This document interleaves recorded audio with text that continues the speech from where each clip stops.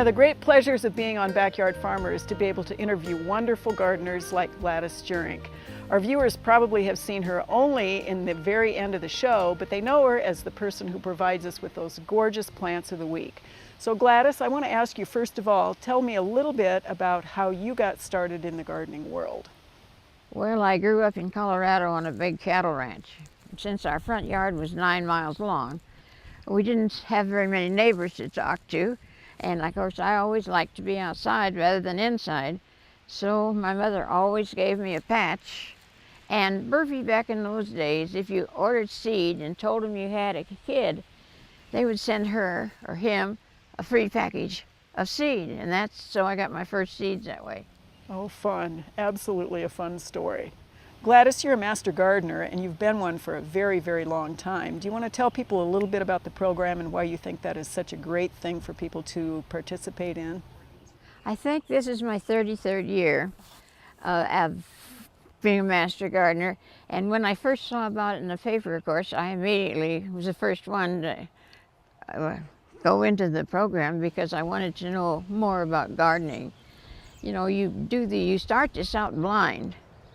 And this is the way, probably most of the stuff I have learned it at Master Gardener classes, reading magazines. I think I get every garden magazine there is. And so it's been a fun thing. And if you're going to be a master gardener, just jump in and start doing it. And that's anybody, you're going to talk to all these people. They've all goofed a number of times. And they'll all tell you what not to do as well as what to do. You also, Gladys, have a reputation for being a little bit ruthless when it comes to plant material. 3 strikes and you're out, but you collect very unusual and different things. And how do you make the decision about what you're going to plant and what you're going to get rid of in your garden? Well, I choose them when I see them. And of course, I'm always snooping around somewhere looking for them. And I give them 3 years. You know, the first year, they've got to get their roots going. And by the 3rd year, they should be in bloom if they're going to bloom. And I take weird plants. The weirder they are, the better I try, the more I try.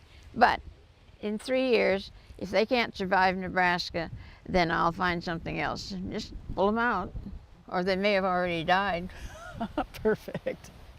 You know, there are a lot of people who would love to get started in gardening, whether they are young people like you were when you started, or people that are maybe headed toward retirement. Is there a certain piece of advice you would give them on how to go about getting started in the gardening world? Well, we live in a different area, so therefore, first thing I would do would go and snoop and look and see what your neighbor has and what your next door neighbor has and what goes well in the garden, say down at the university.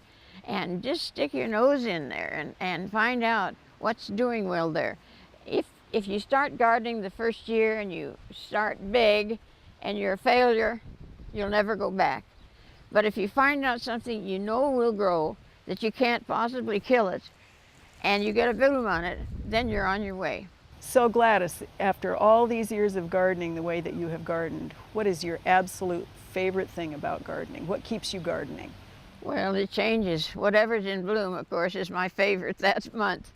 And the bigger and the bolder and the funnier looking it is, like toad lilies, they have no organization whatsoever. You can't describe them.